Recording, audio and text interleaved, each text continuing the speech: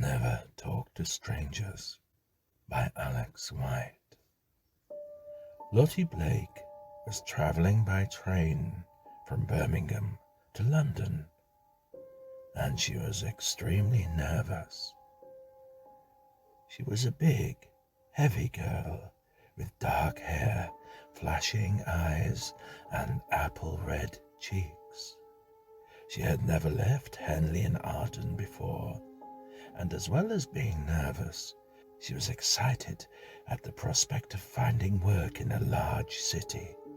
In London, instead of existing, she would really be living. Among the bright lights, the gaiety, and the sophistication, she might find romance, and perhaps even fame.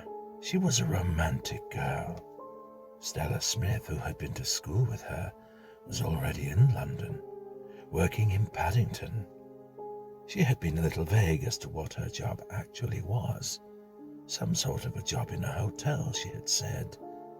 A receptionist as far as Lottie could gather, but she was excellently paid and had suggested that Lottie should join her.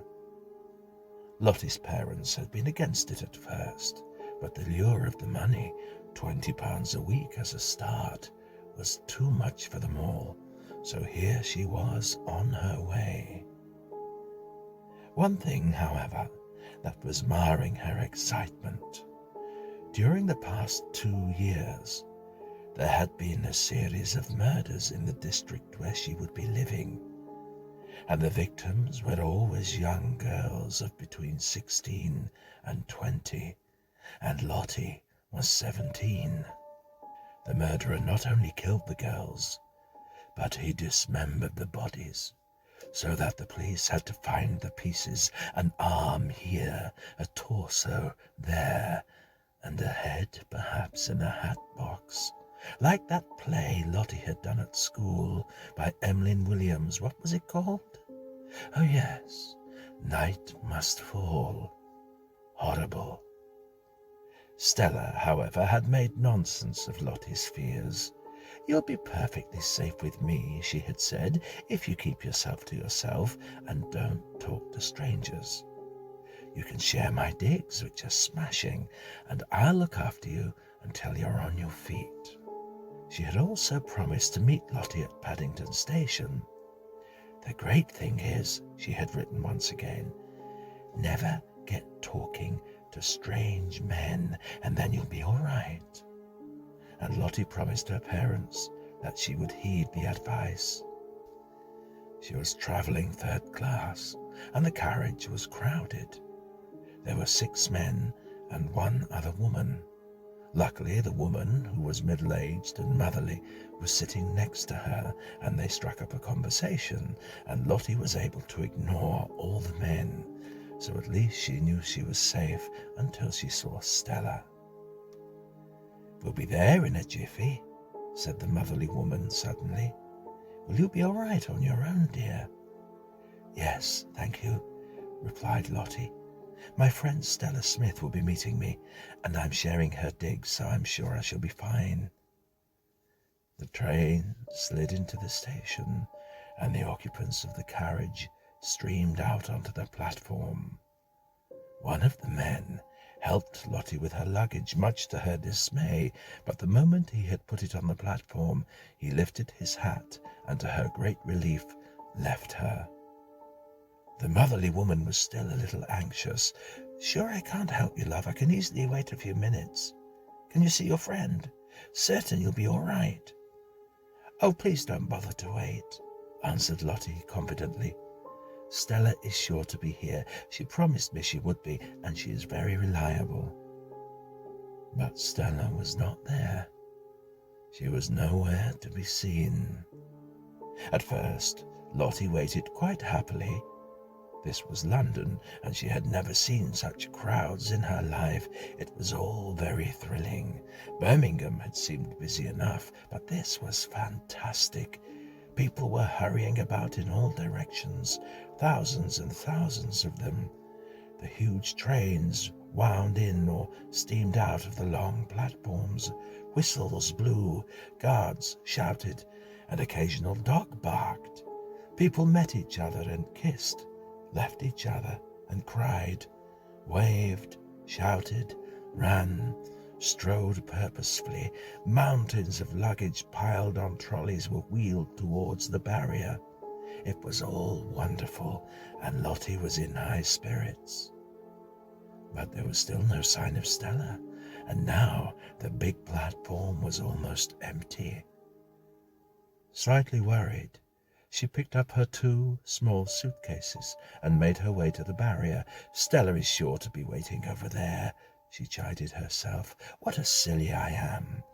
What's the sense of buying a platform ticket when she only has to wait to meet me and then go straight out again? Only 2 other people, both men, were still on the platform with her. Even the porters had gone. But the ticket collector was at the barrier, and Lottie trotted towards him. The ticket collector held out his hand for her ticket. Actually, I'm waiting for someone, said Lottie, so I'd rather stay on the platform. Do you mind? I just want to look past to see if my friend is waiting for me, that's all. Is that okay? That's all right, my dear. Take a look around, why not? I'll trust you, he chuckled in a fatherly manner. Lottie peered through the barrier. Stella was nowhere in sight. She confided in the ticket collector again. I've never been to London before, she said. I expect my friend has been held up. What would you advise me to do? Do you know her address? Yes. Well, I should wait for another few minutes.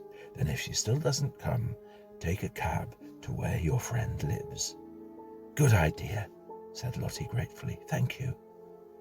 She returned to the platform and sat on a bench with her 2 suitcases behind her. One of the men came and sat down beside her. He was a villainous-looking man of about 30, with a swarthy complexion, a mane of black hair, a large nose, and a loose-lipped red mouth. He was powerfully built and had huge, square hands with swollen veins. Lottie studiously avoided looking at him, but he seemed determined to make her acquaintance. You a stranger in London? He asked. She didn't reply.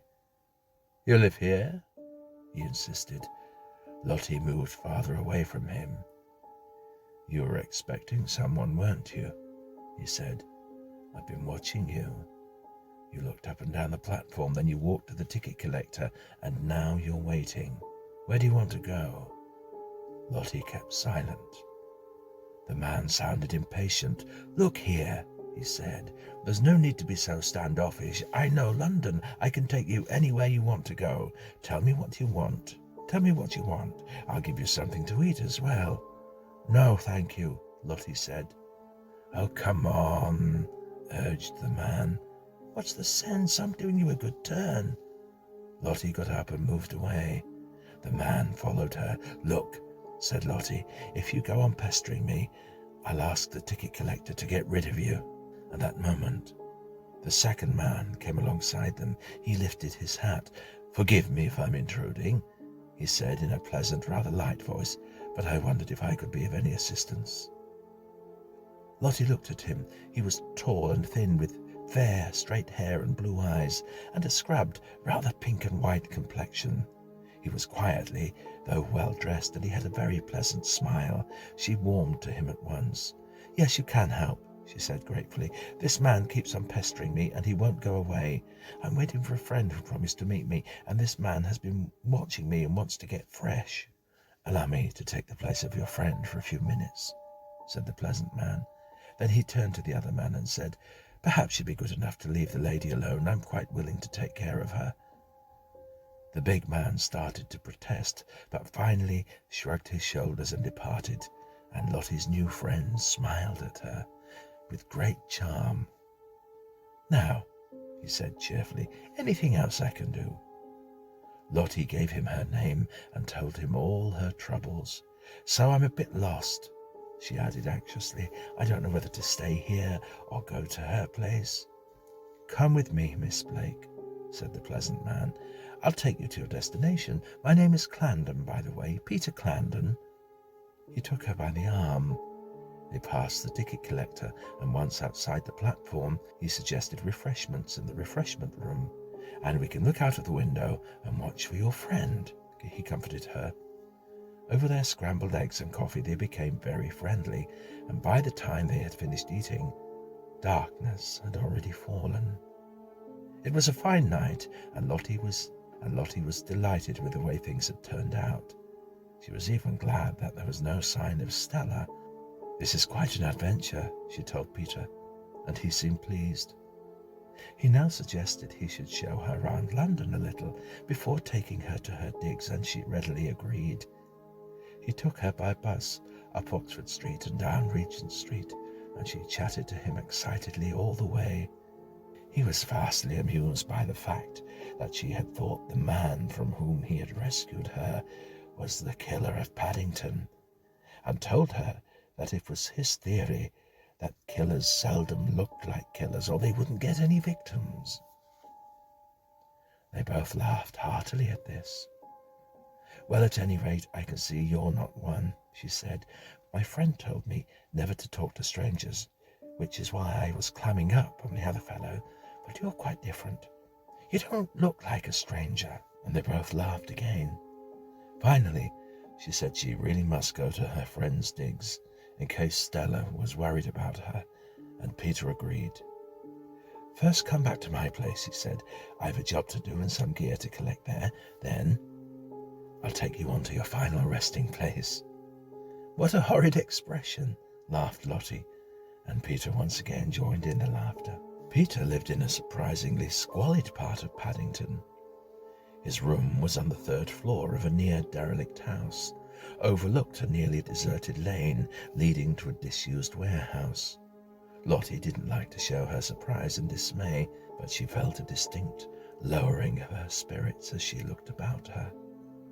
An iron bedstead with a filthy brick-red cover over what, judging from the bumps, appeared to be an exceedingly ill-made bed was in the corner. Beside it was a chipped wash basin. A tall, fumed oak wardrobe with a vaguely Art Nouveau acorn motif was beside this, and in the center of the room was a fumed oak, circular, gate-legged table and 2 bentwood chairs. The floor was covered in a very old, stained linoleum. On the wall opposite the cupboard was an unframed strip of a single mirror with a crack running across the top right-hand corner, and on the other side of the window was a built-in cupboard. The window, which had green Hessian curtains of different lengths and a tattered frill on the top, was shut, and there was a sickly, rather sweet smell in the room, which reminded Lottie of something she was unable to place. "Sit down, my dear," said Peter cheerfully, "and we'll have a glass of milk." Gingerly, Lottie sat on one of the 2 dilapidated wooden chairs. Peter rummaged in the built-in cupboard and first of all produced 2 glasses and a bottle of milk, which he set on the table by Lottie with a joking, "You pour out and be mother." Then, from the lower part of the cupboard, he took out a hacksaw, some twine, a linen triangle, which reminded Lottie of a Boy Scout's scarf, and an old-fashioned razor, a hammer, and some nails. These he also put carefully on the table, having first spread out a clean but torn pillowcase as a tablecloth. Then he went to the wardrobe and dressed himself in a white plastic boiler suit, which he zipped up to his neck over his suit. The boiler suit was fitted with a pixie hood, also in white plastic. "Good heavens," said Lottie nervously. "Whatever sort of a job are you going to do?" "My favourite kind," said Peter. "The job I like to invest in the world." He sounded excited. "What's that?" asked Lottie. Peter smiled. "Don't ask any questions, and you won't be told any lies," he replied gaily. Lottie drank her milk hurriedly. She found she was suddenly frightened and had no idea why. Perhaps it was the sight of Peter in his plastic overalls, He certainly looked rather sinister. Perhaps it was his unlikely and hideous room, which even by Lottie's standards was depressing beyond belief. Perhaps it was the way Peter was now looking at her, with what she could only describe to herself as a calculating intensity. She finished the milk quickly and sat down the empty glass. "Well," she said with an effort to sound gay and unconcerned, "we better be off, hadn't we? Stella will be mad at me." She stood up. Peter got up too, crossed swiftly to the door, and locked it. "What are you doing?" asked Lottie in amazement. "Locking the door," said Peter flatly. I know," Lottie said, "but why?" "Because you should never talk to strangers," he answered. Before she could reply, he gagged her with a triangle of linen, and in spite of her frantic struggles, he dragged her over to the iron bedstead. "I'll have you first," he said, "and then I'll kill you like all the others, and I'll tell you how I always do it. I saw off your arms and legs while you're still alive, and though you're in agony, you won't die until I saw through your heart. I've always killed them like that. It's the way they struggle most, and it gives me a real kick." He laughed so hard that tears came into his eyes. She fought with all the strength she could, but she was no match for him. And as she fought with him on the bed, she realized what the smell was that had been puzzling her since she came into the room. It was the smell of blood. The last thing she heard him say when he had cut off both her arms and was preparing to sew off her legs, and just before she lost consciousness completely, was, "Never talk to strangers. Never talk to strangers." And there was exultation and hatred in his voice.